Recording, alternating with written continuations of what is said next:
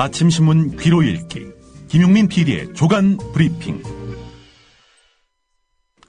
네, 오늘자 주요 조간 소식 살펴보겠습니다. 김용민 PD의 조간 브리핑입니다. 안녕하십니까? 네, 안녕하십니까? 예. 세월호 사고 이제 정치권으로 넘어가는 국정조사 그리고 예. 특별법 여기에 관심이 모아지는데 일단 청와대를 국정조사 대상에 포함시키기로 여야가 합의는 했죠. 예, 그렇습니다. 자, 청와대가 도마 위에 오른다. 그렇다면 결국 청와대가 사고 당시 제대로 된 상황 인식을 했는지, 그 판단은 적확했는지, 이게 쟁점이 되겠죠. 예. 박근혜 대통령은 세월호 침몰 과정에서 현장 상황을 정확하게 파악하지 못한 여러 가지 정황을 드러냈습니다. 자연히 엉뚱한 뒷북 지시를 내렸고, 이 같은 혼선 때문에 골든타임에 구조 작업이 적극적이고 체계적으로 이루어지지 않은 것으로 평가되는데요. 사고 당일인 4월 16일 아침 10시쯤에 박근혜 대통령은 단 한 명의 인명피해가 없도록 구조에 최선을 다하라 이렇게 지시를 했는데 말이죠. 자, 이 사고 신고가 8시 52분에 접수됐다는 그간의 상황을 본다면 이 사고 최초 접수 이후 무려 1시간 8분이 지나서 대통령이 단 한 명의 인명피해가 없도록 구조에 만전을 기하라 이렇게 말했던 거 아니겠습니까? 예. 자, 그런데 대통령이 이런 지침을 내릴 시점은 이미 배가 60도 이상 기울어서 사실상 구조가 불가능한 시점이었는데 박근혜 대통령은 객실과 엔진실 등을 철저히 수색해서 구조에 누락되는 인원이 없도록 하라 이렇게 강조하기도 했습니다. 자, 이 지시가 내려진 다음 불과 30분 뒤에 세월호는 전복이 됐습니다. 박근혜 대통령은 사고 발생 8시간이 지난 오후 5시쯤에 중앙재난안전대책본부를 방문했습니다. 이 자리에서 구명조끼를 입은 아이들은 왜 발견하지 못했나요? 라고 질책을 했습니다. 선실에 머물렀던 300명 가까운 승객들이 탈출하지 못해서 바닷속에 가라앉아 있었는데 박 대통령은 이들이 조끼를 입고 바다에 뛰어든 줄 알고 있었던 것이죠. 자, 도대체 대통령은 누구에게 몇 시에 무슨 보고를 받았는지 이거 국정조사에서 반드시 규명돼야 할 일입니다. 예. 자, 이 대통령의 이런 지금까지 드러난 정황만 보더라도 한심한 상황 인식 그 의혹 제기되고 있는 상태 아니겠습니까? 근데 대통령이 진상규명도 전에 대책 해법을 내놨단 말이죠. 눈물로 말이죠. 자, 조선일보가 여론조사를 오늘 실었습니다. 대국민 담화를 발표한 다음 날 미디어 리서치 의뢰에서 실시한 여론조사 결과 박근혜 대통령의 사과 진심이었느냐 라고 했을 때 59.1%가 진정성 있다. 이런 식으로 답했다는 겁니다. 예. 자, 그러면서 조선일보는 오면에서 박근혜 대통령의 국정수행 지지도가 62.1%로 5.3% 상승했다. 이렇게 전했습니다. 세월호 사고 직전에는 68.5%, 그리고 세월호 사고 직후에는 56.8%, 그리고 이번 조사에서는 62.1%로 이제는 바닥을 치고 올라가고 있다라고 사람들에게 보여주고 있는 것입니다. 조선일보가요. 선거가 임박하고 대통령 책임론을 최소화해야겠다는 정략적인 목표가 이런 지면 배치, 편집을 통해 드러난 것 아니냐. 이 대통령 책임론을 최소화해야 한다는 정략적 목표가 조선일보를 움직이고 있는 것 아니냐 하는 그런 의문을 갖게 됩니다. 이 응답률 보니까 말이죠. 여론조사의 응답률이 14%더군요. 미국에서는 이 정도 응답률이면 갖다 버립니다. 자, 오늘 조선일보 사설이 기가 막힙니다. 제목이 이렇습니다. 문 의원 유시민 씨는 지금 슬픈가 즐거운가? 문 의원이 누구겠습니까? 문대성 의원입니까? 문재인 의원이겠죠. 예. 노무현 정부에서 국회의원 2번, 보건복지부 장관을 지낸 유시민 씨가 세월호 참사를 가리켜 박근혜 후보가 대통령이 되면 사람들 엄청 죽고 감옥 갈 거라고 말씀드렸는데 불행히도 그렇게 돌아가는 것 같다라고 말했다. 불행이도라는 전제를 달긴 했지만 유시민 씨는 세월호 참사를 끌어들여서 자신의 예견이 맞아 들었다는 것을 홍보했다. 이렇게 말하고 있습니다. 이 유시민 장관의 이런 현실인식이 자신이 똑똑하다라는 걸 홍보하는 것이다. 라고 조선일보는 규정하고 있는 것입니다. 유시민 전 장관이 실은 이것만 예견했던 건 아니죠. 부하들이 악의적으로 엉뚱한 보고를 했을 때 예. 이걸 감별하고 간파를 하고 너 왜 날 속이려고 해? 라고 할 능력이 박근혜 대통령에게는 없다. 관료들에게 속아 넘어가기 딱 좋다. 이렇게 예견한 바 있었거든요. 문재인 의원에 대해서는 또 뭐라고 비꼬았느냐. 문재인 의원은 지난 4월 16일 세월호는 또 하나의 광주라는 글을 트위터에 올린 데 이어서 광주광역시 5.18 민주묘지를 찾은 다음 광주 시민들을 학살했던 국가와 그리고 세월호 참사 때 무능하고 무책임했던 국가의 모습은 본질적으로 같다. 이렇게 말했던 거지요. 예. 박근혜 대통령의 대국민 담화를 비판하는 특별声명도 발표하기도 했다. 그러면서 문재인 의원의 발언은 주로 박근혜 대통령 비판에 초점을 맞추고 있어서 문재인 의원이 자신의 정치적 입지를 넓히는데 지금의 상황을 이용하고 있다는 지적이 나올 수밖에 없다. 그러니까 박근혜 대통령을 비판하면은 다 무슨 정략적 의도가 담겨 있다라는 식으로 지금 조선일보는 매도하고 있는 겁니다. 그러면서 조선일보는 이런 문재인 의원과 유시민 씨를 보면서 두 사람이 과연 세월호 비극을 국민과 함께 슬퍼하고 있는 것인지 아니면 박근혜 정부의 위기를 즐기려는 마음이 앞서는 것인지 묻지 않을 수 없다. 이렇게 물으면 되겠네요. 예, 물으면 되겠네. 예. 답을 할 이유는 없고요. 예.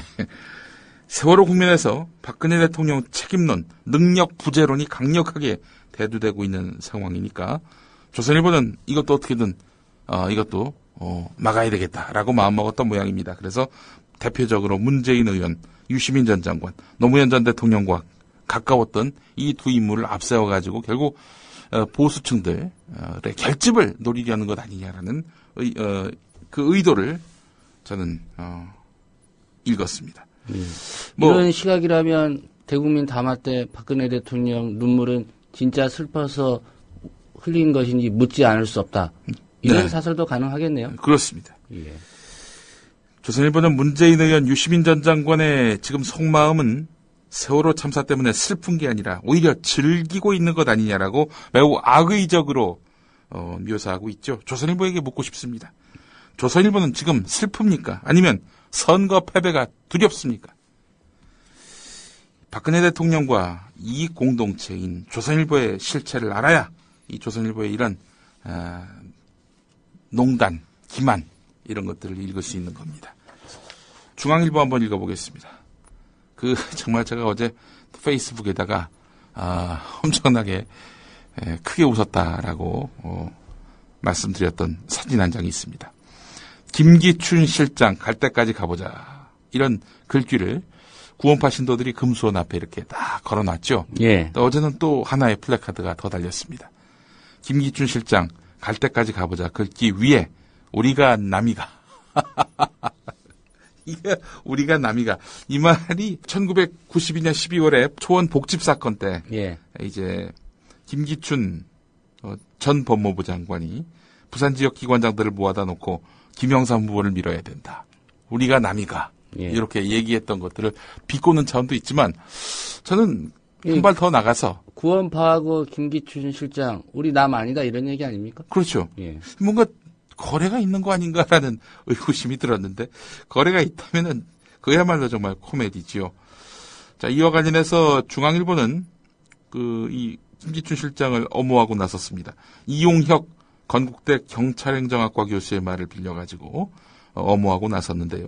현수막 메시지를 통해서 김기춘 실장을 계속 걸고 넘어지는 것은 세월호 사고의 책임을 정부 탓으로 돌리려는 것이다. 이렇게 말했다는 겁니다.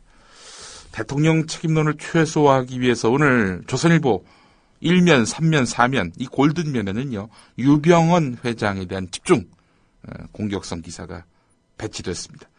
중앙일보도 마찬가지입니다. 자, 그런데 중앙일보는 한 발 더 나가서 우리가 남이가 김기춘 실장 갈 때까지 가보자. 이런 플래카드를 문제 삼은 건데요. 구원파가 세월호 사고의 책임을 정부 탓으로 돌리려는 것 아니냐, 이렇게 중앙일보가 남의 말을 인용해서 보도했는데요. 예. 정부와 여당, 그리고 정부 여당과 이익 공동체인 타락한 언론이 세월호 사고의 책임을 유병헌 탓으로 돌리려는 것 아닌가, 전 이렇게 반문하고 싶습니다. 예. 지금까지 밝혀진 바로 보면은 예. 침몰 사고 예. 여기까지는 선사 예. 유병헌 일가의 책임이 크죠. 그렇죠. 이후에 구조를 못한 상황. 적어도 8시 52분, 4월 16일 8시 52분 이후서부터는 정부 책임입니다. 구조할 수 있는 그래도 최대 3시간, 최소 1시간, 이 시간 동안에 대한민국 정부는 뭐 했습니까? 한 것도 없으면서.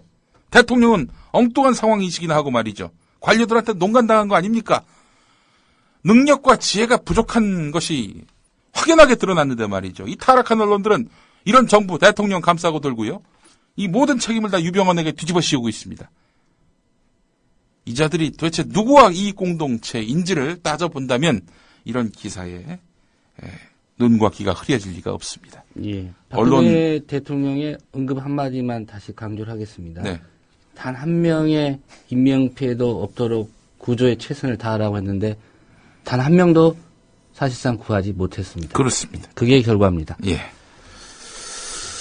경향신문 일면을 보겠습니다. 세월호 참사에 대해서 수도권 주민 700명에게 물어봤더니 도망간 선장보다 더 큰 분노를 느끼고 있다. 이런 내용이었습니다.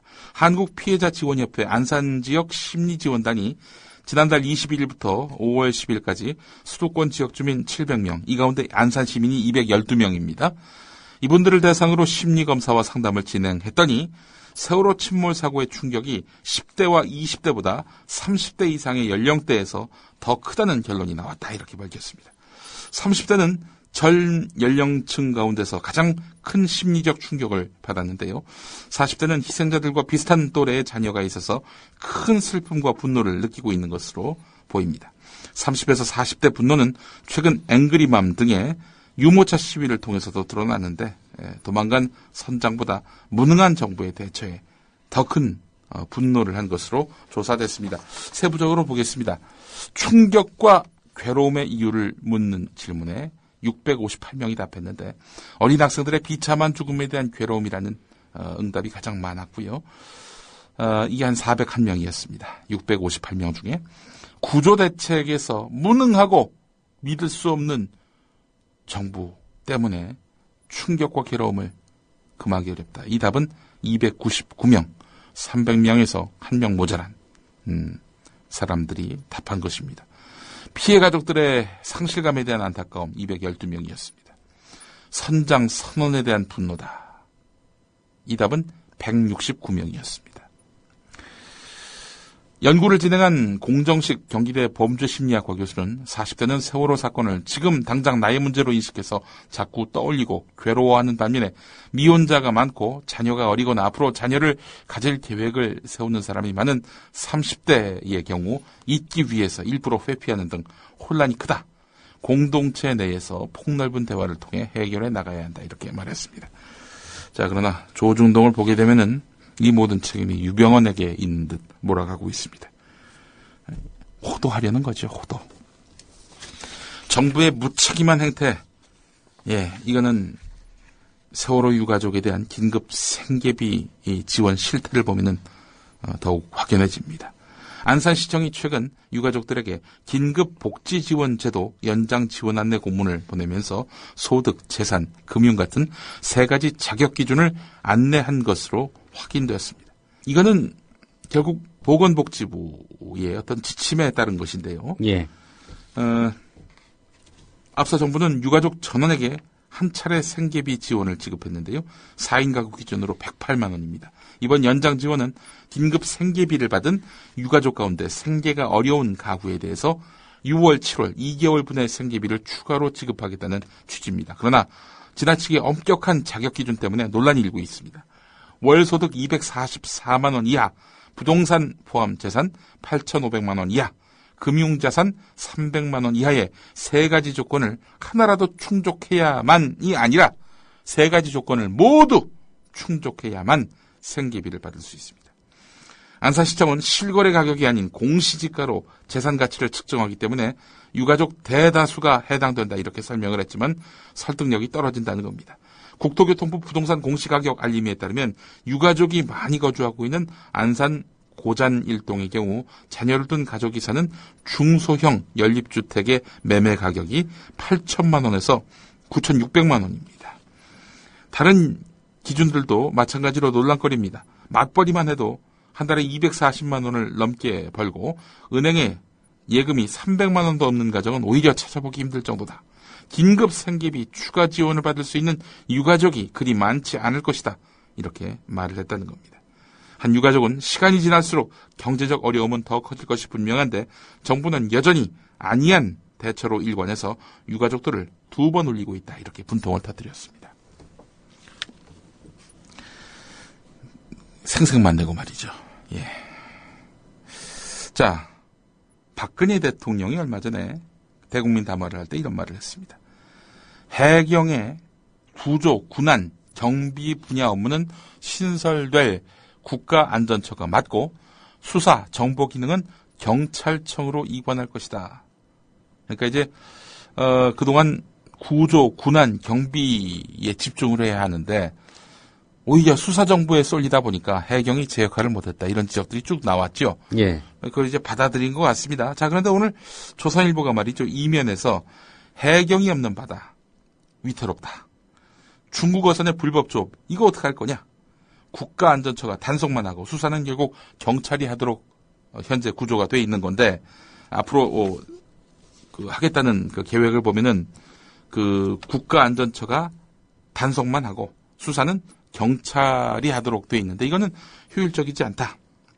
뭐 이런 이야기인데요. 한마디로 이야기해서 경찰권, 즉 체포, 수사, 총기 소지 이 권한을 신설되는 국가안전처에 줘야 한다는 것이 바로 조선일보의 주장입니다.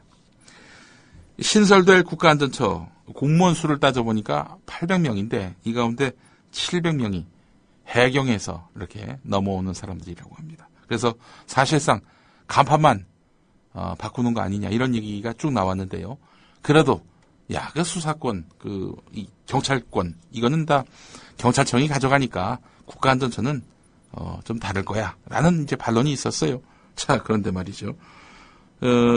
다시 수사 정보 기능까지 국가안전처에 준다면은 이게 말 그대로 도로 해경이 되는 겁니다. 간판만 바꾸다는 겁니다. 박근혜 대통령이 만약에 이 같은 조선일보의 요구에 수용을 하게 된다면은 어떻게 되는 걸까요?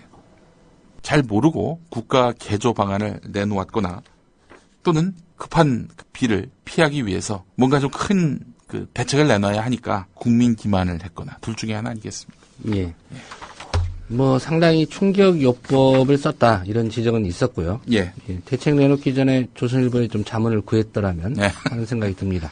존경하는 방사훈 사장님이 있는 곳 말입니다. 예. 자, 다음 소식 넘어가 보겠습니다. 경향신문 일면 기사인데요. 코레일이 지난달 차바퀴, 차륜이라고 하죠. 차바퀴 결함이 일어난 KTX 열차의 일부 좌석에 대해서 발매를 중지했던 것으로 드러났다는 겁니다. 코레일은 한국형 고속열차인 KTX 산천의 제동 시스템 결함과 정비기계 고장 같은 것들이 이 차륜, 차바퀴 결함을 증가시킨 것으로 파악하고 있다고 합니다. 지금 다음 대형 참사 발생할 것이 확실시 된다.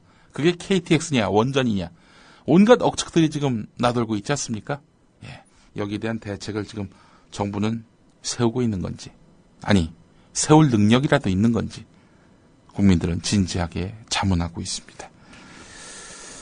경향신문 3면을 보겠습니다. 예. 김한길 대표 이야기를 모처럼 해보겠습니다. 김한길 새정치민주연합 공동대표가 대통령의 눈물은 너무 늦었고 대책은 너무 빨랐다. 수습과 진상조사가 끝나기 전에 대책을 내놓은 것은 상처를 잘 살피지 않은 것이고 처방을 성급하게 내린 것이다. 이렇게 지적을 했습니다. 박근혜 대통령 담화일은 5월 19일이죠. 예. 그러니까 5월 19일로부터 이틀이 지나서 이런 말을 했던 겁니다. 자, 그런데 담화 직후에 김한길 대표는 뭐라고 얘기했습니까? 박근혜 대통령 눈물로 많은 국민이 진정성을 느끼지 않았을까 생각한다. 이렇게 평가를 했습니다. 3일 만에 180도 달라진 공세 모드로 변화한 것입니다. 한 측근은 이런 입장 변화를 두고 담화 당시 회의 중이어서 TV 중계를 보지 못하고 대통령이 눈물을 흘렸다는 말만 보고받았다. 그러나 담화 내용을 보고 난 다음 이건 아니다 라면서 김한길 대표가 분개했다는 겁니다. 이런다고 빈축을 받을 것을 안 받게 되는 겁니까? 자, 앞서서 김한길 대표는 지난달 29일 박근혜 대통령의 국무회의 간접 사과 직후 대통령의 사과가 국민께 위로가 되기를 바란다 이렇게 말했었죠. 이런 말을 했다가 비판 여론이 빗발치니까 대통령의 사과는 국민과 유가족에게 분노를 더하고 말았다라는 말로 180도 또 입장을 바꿨습니다. 한 측근은 김한길 대표의 대응 방식을 두고 사람을 대할 때 먼저 칭찬하고 그 다음 비판하는 스타일이다 이렇게 말을 했다고 하는데 말이죠. 예. 칭찬 먼저 하고 그 다음 비판하면 이거 뒤통수 치는 거 아닌가요? 자, 오늘 3면에 관련 기사가 있습니다. 예. 정몽준 새누리당 서울시장 후보, 이분의 그 반값 등록금 발언이 또다시 논란을 촉발하고 있습니다. 박원순 서울시장이 이제 취임한 이후에 서울시가 운영하는 서울시립대의 등록금이 절반으로 줄어들었지요. 시립대 교수를 만나보니까 대학 재정도 나빠졌고 교수들도 연구비와 월급이 깎여서 좋아하지 않더라. 이런 말을 하면서 말이죠. 그러면서 반값 등록금, 이 반값 등록금 때문에 졸업생들이 존경을 받지 못한다. 이런 말을 했었습니다. 자, 이것 때문에 등록금 부담, 이것이 경감되기를 바라는 그런 여론을 정몽준 후보가 표명한 것 아니냐라는 논란이 일고 있습니다. 예. 그래서 지금 새누리당 안에서도 지금 논란이 큽니다. 지지율이 지금 뒤지고 있는 상황인데 이 전세 역전을 노린 공격적 발언을 연이어 내놓고는 있지만 이런 발언 하나가 자충수가 되고 있다라는 그런 새누리당 내부에 우려하는 목소리가 나오고 있다고 합니다. 정몽준 의원이 31년 동안 이사장을 한 대학교가 있습니다. 울산대학교입니다. 정주영 전 현대그룹 명예회장, 이분이 만든 대학이 바로 울산대학교인데 여기 등록금이 700만 원대입니다. 그런데 박원순 시장의 서울시립대는 현재 200만 원대입니다. 200만 원대 등록금은 너무 싸서 졸업한 다음 존경을 못 받는다. 이런 얘기인 것 같습니다. 그렇다면은 울산대만큼 올리겠다는 얘기인가요? 예, 올 초까지. 그러니까 대학이라면 정몽준 후보 주장에 따르면 한 등록금 700은 내고 다녀야 그래야 나중에 졸업한 다음에 폼도 나고 그렇죠. 예. 그런 얘기인 것 같은데 계속 논란이 커지니까 어제는 그 반값 등록금 그 취지에는 동의한다라면서 수습을 했다고 하는데 예. 그 말로 수습이 될 수 있을지는 모르겠습니다. 정우원 국무총리 어제 또 폭탄 발언을 했네요. 그제도 폭탄 발언을 했는데 말이죠. 국정원이 세월호로부터 보고를 받고 이렇게 초기에 파악했다. 그런데 그 전에 국정원은 세월호로부터 직접 보고받은 바 없다. 또 이렇게 이야기를 해가지고 국정원이 거짓말한 건 아니냐. 이런 논란을 촉발시켰죠. 이런 가운데 청와대에서 KBS에다가 세월호 보도 관련해서 협조를 요청하는 전화를 냈다. 이렇게 사실상 KBS에 대한 외압설을 인정했습니다. 청와대가 KBS에다가 협조를 구한다. 본인들은 협조를 구하는 거겠죠. 하지만 받아든 쪽에서는 어떻게 생각하겠습니까? 청와대에서 연락이 온 건데 압력으로 느끼지 않겠어요? 예. 결국에는 또 이 청와대의 언론 통제와 관련해서 일부분을 시인한 것이어서 더 큰 논란을 자아내고 있습니다. 연일 이렇게 폭탄 발언을 쏟아내는 걸 보면서 정 총리가 그만두니까 이제는 더 이상 눈치 안 보고 얘기하는 것 아니냐라는 그런 일각의 추측도 나오고 있습니다. 그래서 예. 결국에는 총리 인선이 좀 더 빨라지는 것 아니냐 그런 생각도 해보게 되는데요. 더 이상 폭탄 발언 못하게요? 예. 예. 후임 총리로 지금 안대희 전 대법관이 물망에 올랐다. 오늘 조선일보가 일면에서 보도하고 있네요. 안대희 대법관 지난 대선 때 말이죠. 새누리당 정치쇄신 특별위원장을 맡았었죠. 그런데 박근혜 대통령과 마찰을 빚은 바 있었습니다. 왜 마찰을 빚었느냐? 한광옥 국민대통합위원장, 이 사람을 영입하는 문제 때문입니다. 한광옥 위원장 비리 인사인데 이 사람을 끌어들인다? 안 된다 라고 이야기했던 인물이었습니다. 자, 그런데 지금 공교롭게도 안대희 전 대법관과 함께 총리 물망에 오른 또 다른 인물이 바로 한광옥 씨입니다. 자, 오늘 조선일보는 또 6면에서 김기춘 실장 유임 가능성이 또 무게를 실었네요. 남재준 원장은 그만둘 수도 있다. 이런 식으로 또 보도하고 있고요. 김기춘을 유임시키면은 인적쇄신이라는 건 안 한 거라고 볼 수밖에 없는 거 아닙니까? 예, 구원파가 또 플래카드 걸겠죠. 예. 그 대통령의 마음을 담은 게 아닌가 싶어요. 어제 붙인 거 우리가 남이가. 예. 그 김기춘 실장을 향한 박근혜 대통령의 마음을 이렇게 구원파가 대신 표현해 준 거 아닌가 하는 그런 생각도 해보게 됩니다. 오늘 여기까지 하겠습니다. 네, 김용민 PD의 조간 브리핑이었습니다. 잘 들었습니다. 예.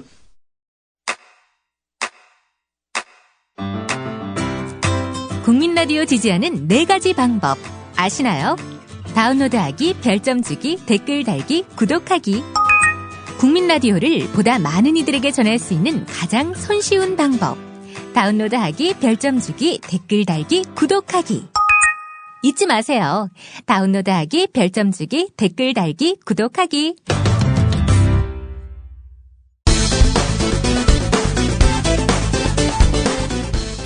방송통신심의위원회로부터 받은 전원구조 오보 자료입니다.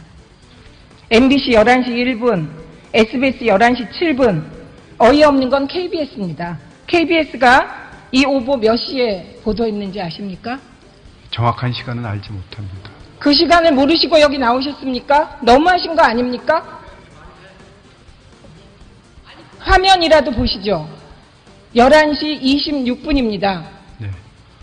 이 11시 26분이면 이미 SBS와 MBC가 오보라고 얘기를 한 이후에 KBS가 보도했습니다. 이게 말이 됩니까? KBS 재난주간 방송이죠. 네, 그렇습니다. 안산 단원고 학생 전원 구조라는 희대의 오보. 새정치연합 최민희 의원은 방송통신심의위원회 자료를 인용해 MBC 작품이라고 공개. 그러나 MBC보다 MBN이 먼저 오보를 낸 것으로 확인. 새정치민주연합의 최민희 의원이 단원고 학생 전원 구조라는 오보를 MBC가 촉발했다고 주장을 했는데요. 이는 부정확한 자료에 근거한 틀린 주장으로 확인됐습니다. 현원석 기자입니다. 학생 전원 구조의 최초 보도는 모 종합편성 채널이 한 것으로 확인됐습니다. 그러나 MBN이 오보를 낸 것은 MBC보다 불과 19초 앞선 것. 19초 늦게 오보를 냈으니 오보 책임이 없다는 말? MBC는 그런 인상을 주기 싫었는지 이런 보도도 추가했는데.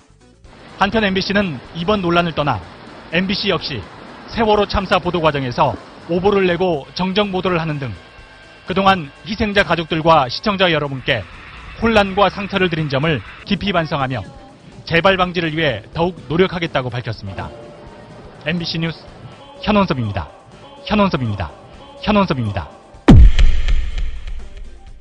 현원석 기자.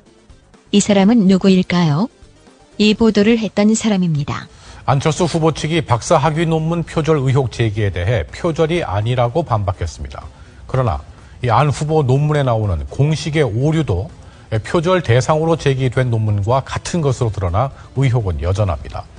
또 안 후보가 참여한 서울대 연구팀이 후배 논문을 재활용해서 연구비를 타냈다는 의혹에 대해서는 연구원으로 올라간 경위를 알 수 없다고 해명했습니다. 현원섭 기자가 보도합니다. 안철수 후보 측이 박사학위 논문 표절 의혹 제기에 대해 표절이 아니라고 반박했습니다. 하지만 표절 대상으로 제기된 논문과 공식의 오류도 같은 것으로 드러나 의혹은 여전합니다. 또 안 후보가 참여한 서울대 연구팀이 후배 논문을 재활용해 연구비를 타냈다는 의혹에 대해서는 연구원으로 올라간 경위를 알 수 없다고 해명했습니다. 현원섭 기자입니다. 대선 코앞에 두고 야권 대선 주자의 논문 표절 의혹을 제기한 현원섭 기자의 보도. 결론은 어떻게 나왔을까요? 네, 안철수 후보의 논문 표절 의혹을 조사한 서울대가 이 표절이 아니라고 공식 발표했습니다. 대부분의 의혹이 학계 일반적인 절차거나 안 후보에게 책임을 물을 수 없는 것들이라는 결론입니다. 이와 관련해 MBC 또 현원섭 기자 사과하셨나요?